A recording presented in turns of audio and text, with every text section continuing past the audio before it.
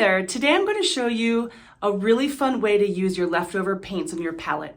If you're like me, you don't like to waste your paint, okay? Especially if you're buying more expensive, higher quality paints, it really doesn't feel good to waste them. And sometimes it's not enough paint to put into a container. So I have other videos about what to do with leftover paint. There's one about monotypes. With this one, we're gonna do watercolor effect painting. And then afterwards, after it dries, we can use a Sharpie to outline the forms and it looks really cool. So let me show you how to do it. Okay, so here we have my palette with my colors that are left over, and I have a little piece of watercolor paper. I got this paper in bulk from Dick Blick. It's a very nice quality. I like when it has that rough edge. And this is an old painting that I don't care about. So what we're gonna do for this is we're going to sort of treat it almost like watercolor. And first we're gonna spritz our paper, and we already spritzed our paint. And it's nice to have 3 different colors, or at least 2, and you want to have a dark and a light. And we're not going to worry too much about what we're making here. So we're just going to have a little bit of fun and throw some colors on, get some light in there as well, and use the water. We're really wanting this to be very thin. So this is a lot of paint right here, but that's okay.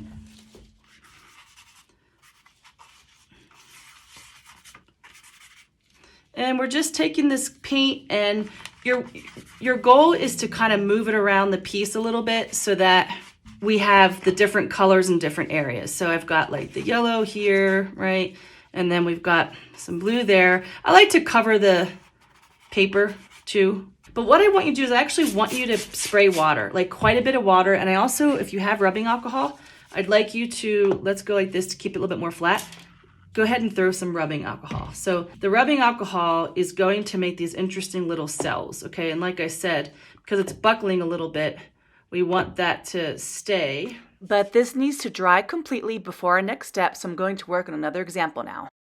Okay, so we don't want actually a whole lot of paint in this method, and we want it to be pretty watery. So for each color you have, go ahead and just water that down a little bit. And, you know, it's better to get it mixed out before you get your brush in there, because we actually want thinner mixes here, okay? And don't worry, like right now you can see my colors are kind of mixing with each other. It's fine. This is going to happen on the piece anyway. So just mix those up, get them kind of watery so they're ready to use. Like that one's a little bit too thick, so we'll just throw some more water on there. Okay, so let's go ahead and get our brush. And I'm gonna dedicate a brush for each different color so that I don't, I wanna kind of keep the colors a little bit separate. And I'm gonna wet my brush first. So first I'm gonna actually use some of this really watery stuff here, okay? And I'm gonna put a little bit of this color here. So maybe you could do shapes if you want to. Just make sure you spray as well. You wanna spray that first, ideally. So we got some yellow in there, and now let's get some of this sort of minty color over here and here, and let's get some of this white over here. Okay. Now, if you don't work to the edge, it won't buckle as much. Mine buckled because I worked to the edge here, but it's not a huge deal. So we can just weight it down. All right, so we're gonna throw a little bit of yellow in there and here. And again, I'm just throwing down some random shapes. You can, really the idea is that we have these 3 different colors, these 3 different values kind of spread around the piece. And you know, it's really okay. Like whatever you make is fine. Now we're gonna spray with a bit of water, okay? And then you're gonna get your brush, you're gonna hold this down. We're gonna spray with some rubbing alcohol, okay? And you can see the rubbing alcohol is creating like these cells, which is really cool. So if your paper is buckling like mine, another thing would have been to tape this first, okay? What we're gonna do is we're gonna let this dry, and I'm gonna just weight it down with some different little containers here so that it doesn't buckle too much. Okay, so now we're weighted down, and I'm gonna go ahead and do another round of just a little bit more alcohol here, okay? And even maybe, let's try the hair dryer And let's dry this a little bit. So we're gonna put on low heat. And you can see when I did that, it actually did dry some areas, but it also pushed the paint around in an interesting way. So now we're gonna do another round of alcohol, okay? Because basically what we wanna do is get rid of some of that excess water. There was a lot of water on the paper there, and so that the drying helps to get rid of that. But then what also we get here is just different layers of these different cells, which is also very cool. So let's go ahead and give it a little bit of a dry again. And by the way, the drying part is completely unnecessary. It's something I'm doing to speed up this process and just to show you some different options. So I'm going to let it stay here with what we have, and then this has to totally dry before we go to the next step. So here's our paintings. They are totally dry now. And what we're going to do is we're going to look at the different details of each piece, and we're going to try to pull out the details with marker. And I'm also going to show you how to do it with acrylic paint. So we're looking at where the different shapes sort of separate out from each other, where the lines are between the colors, the fine little lines, the details, and that's what we're going to pull out again with marker or with paint. So I'm going to start with this one. It has a lot of really small circles and fine details, so I think the marker is going to work really well for this. So let's get started. You have several options for what markers to use. First, there's the Sharpies, and I have a fine and ultra fine. And then also Sakura makes a great graphic Pigma pen, and they are archival, so they don't leach acid, so it's kind of gallery quality. And then you can also just get basic black pens, just make sure they flow really well. And I recommend testing out your lines first with each of your markers and pens, make sure they're working well, and also go ahead and experiment with the pressure. So you can see this one is out, so I'm going to get rid of that marker and make sure I don't use that. So again, what you want to do also is push really hard and then ease up on your marker so that you're getting a little bit of variety line. And you can notice when I go really fast, I get a really nice thin line. And so when I'm fast and I'm light, I get a thin line. And if I push hard and dark, then I'll get a thicker line. And you can see the black basic pens, they are fantastic also for making really fine lines. Let's get started. So I'm going to start with this piece, and I'm going to start with pulling out these bigger shapes in the corners with my thickest marker. So I'll be using my Sharpie fine tip. And again, we just want to sort of pull out some of these bigger shapes that can be a foundation for the piece and kind of ground our biggest shapes.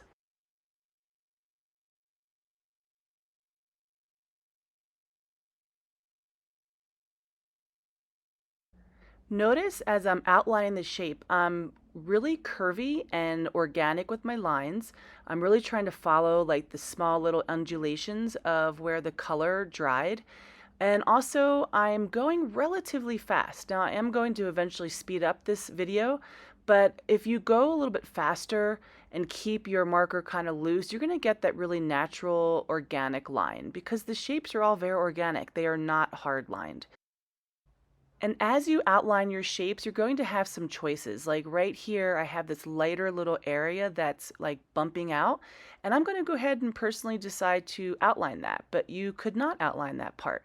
And so as you move along in your piece, just don't worry, don't think too much about it. Just go ahead and naturally outline whatever is feeling like you want to outline. And just the important thing is just to keep moving and go relatively fast. Don't overthink it.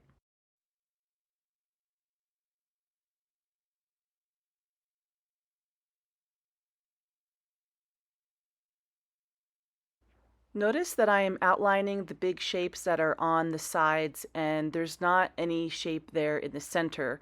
And that I'm also trying to bring my shapes off the page, at least in one place, but multiple if possible.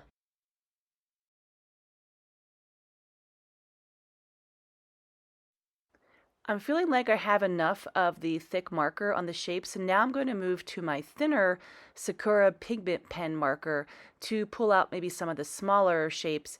And you'll see as I go through this that I will continue to move between the different pens and moving around the paper, and you just do whatever feels most comfortable to you.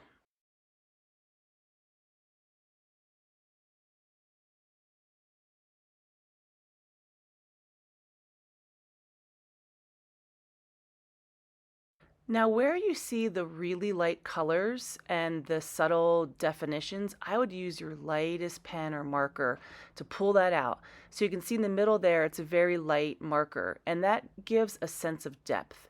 So darker lines are moving forward and the lighter lines are going backwards. Now I'm getting into some of the finer details. So you can see that I'm, outlining circles, and then I'm also filling in some shapes with various designs. Some of these designs are inspired by Zentangles. If you look up Zentangles online, you'll see what I mean. But really the idea is that you're trying to get some variety and contrast. And in some areas, you'll want to do really light and thin lines and curvy lines, and others, maybe you're doing thicker lines and straighter lines. So think about just being really different. And again, don't overthink it. You might want to think about balancing, a little bit like, oh, I've got curvy here, so let me go across the page and do curvy over there. But generally speaking, just free flow and let yourself play and have fun just creating a whole lot of different lines.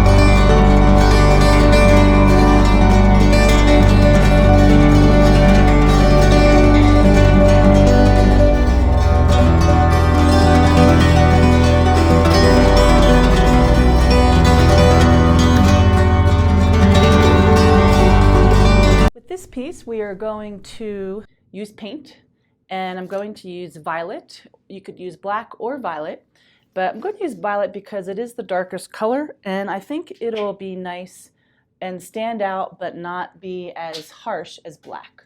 I also have several brushes here. So they all are liner brushes, so they come up and they sort of taper at the top. So I have different sizes, and this will allow me to get the different sizes that I'd like on my piece. And then we also want to get our paint pretty wet so that it has a flow to it. So you can do that with like a water bottle, or just get a brush and just do a couple little squirts in there. And mix that up so it's pretty, the paint will flow nicely. And then mix that well with your palette knife so that it's pretty creamy, not too watery, not too thick. And then I would start with the big areas first and put paint on your brush, and I'd wipe off the excess. You might even practice on your palette just to see the kind of marks you can get. I'm going to bring out some of these bigger areas. And I think this brush is probably a little bigger than I would like. Now I just wet my brush, and so you can see the paint is a little bit thicker there and it's spreading out a little bit. So I think I don't want to make it that wet. So we'll just keep, maybe you just blot it with some water. So once again, what we're doing is we're just pulling out some of the shapes with the violet here and finding some of the big shapes first, and then we'll go in with the smaller shapes. So I might just do a few more here and then move to a smaller brush. And again, just hardly even touching the paper here and trying to vary your line. Okay, so let's try one of the smaller brushes now and get into some finer details. This is a Princeton Catalyst brush. It's a fantastic brush. And you can see I'm getting a much thinner line, but also I think a lot better of a line than the other brush gave me. And I like the variety I'm getting here. When I'm barely touching, it's very light, and then when I push harder, it's thicker, and I like that variety. And you don't need that's way too much paint. Like, you don't even need anywhere near that much paint. Just need a little bit. I think you get the idea now, so now I'm going to speed up the video.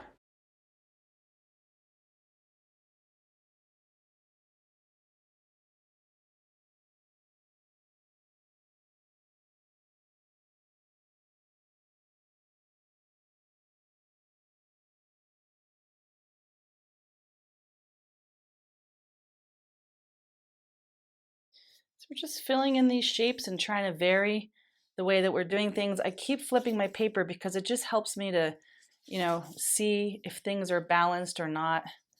And it helps reset your eye so that you can see things in a little bit of a different way.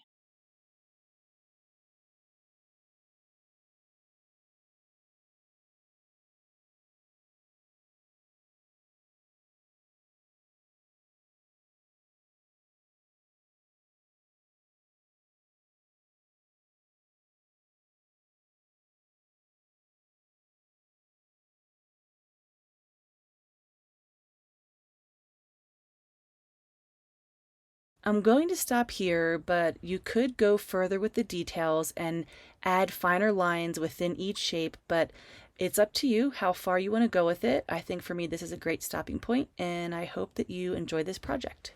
If you'd like to learn more about color and composition, check out my course, Abstraction Beyond Boundaries. In the online pre-recorded course, I show you how to mix colors like a pro, teach you 6 eye-catching composition types, and provide you with many techniques and tools to make your abstract painting stand out.